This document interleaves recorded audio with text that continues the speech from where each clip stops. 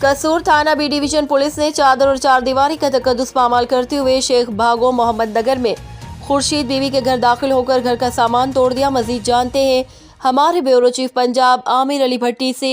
जी आमिर, आगाह कीजिएगा।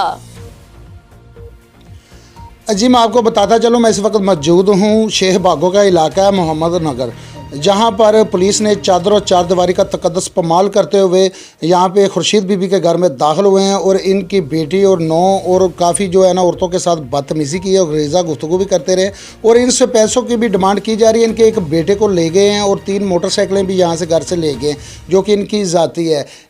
इनका कसूर ये है कि इनका मियाँ नशा करता है, जिसको इन्होंने घर से बेदखल किया हुआ है। अखबार में भी उसका लगवाया हुआ है इश्तिहार और अदालत से भी इन्होंने आर्डर लिए हुए, फिर भी पुलिस इन्हें हरासा कर रही है। मज़ीद इनसे जानते हैं। जी माँ जी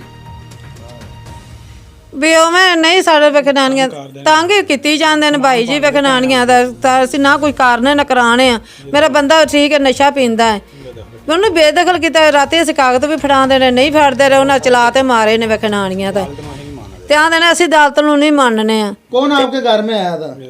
ਇਹ ਮਿਰਜ਼ਾ ਥਾਣੇਦਾਰ ਆਇਆ ਸੀ ਤੇ ਅੱਗੋਂ ਲਿਆਕਤ ਆਇਆ, ਬਸ ਉਹ ਪੁਲਿਸ ਨੂੰ ਲੈ ਤੇ ਆਇਆ। ਵਿਖਣਾਣੀਆਂ ਦਾ ਅੱਗੋਂ ਧਮਕੀਆਂ ਲਵਾਉਂਦਾ ਸੀ, ਕਹਿੰਦੇ ਤੁਹਾਨੂੰ ਪਿਸਤੌਲ ਮਾਰ ਦੇਣ। ਮੇਰੇ ਨੂੰਹਾਂ ਨੂੰ ਆਖਣ ਤੁਹਾਡੇ ਸੋਟੀਆਂ ਮਾਰੀਆਂ, ਮੂੰਹਾਂ ਨਾਲ ਲਾਵਣ ਸੋਟੀਆਂ। ਉਹਨਾਂ ਨੇ ਮੂੰਹਾਂ ਦੇ ਅੱਗੇ ਹੀ ਸੋਟੀਆਂ ਜਾਂ ਮਾਰਨ। ਆਖਣਾ ਹੁਣ ਦੱਸੋ ਵਿਖਣਾਣੀਆਂ ਦਾ ਤੁਹਾਨੂੰ ਵੀ ਅਸੀਂ ਨਾ गाड़ियां तो नहीं निकाली उन्होंने? ਉਹਨਾਂ ਨਾਲ ਆਂਦੇ ਸੀ ਤੁਹਾਨੂੰ ਫੋਨ ਕਰਨੇ ਅਸੀਂ ਛਪੈਣਾ ਨੂੰ ਤੇ ਤੁਹਾਨੂੰ ਆਂ ਤਾਂ ਚੁੱਕ ਤੇ ਲੈ ਜਾਂਦੇ ਨੇ। ਸਾਨੂੰ ਅੱਗੋਂ ਇਵੇਂ ਆਂਦੀਆਂ ਸੀ। आपका बेटा कोई रिकॉर्ड याफ्ता तो नहीं उसके? ਨਹੀਂ ਕੋਈ ਸ਼ੈ ਨਹੀਂ ਤੇ ਮੇਰੇ ਪੁੱਤਰ ਦੀ ਵਿਖਣਾਣੀਆਂ ਦਾ।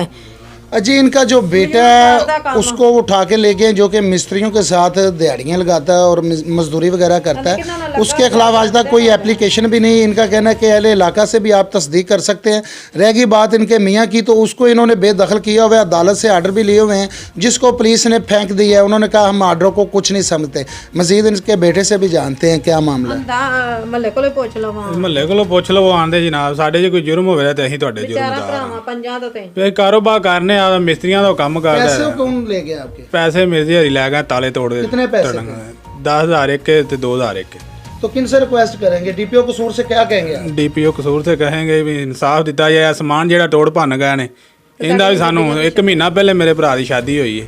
ਸਾਰਾ ਨਵਾਂ ਸਮਾਨ ਤੋੜ ਭੰਨ ਗਏ ਨੇ। 3 ਗੱਡੀਆਂ ਲੈ ਗਏ ਨੇ ਆਣ ਤੇ ਉੱਤੋਂ ਮੇਰਾ ਸਮਾਨ ਵੀ ਲੈ ਜਾਂਦੇ ਸੀ ਚੁੱਕ ਕੇ। गाड़ियाँ कौन सी? ਮੋਟਰਸਾਈਕਲਾਂ। जी डीपीओ कसूर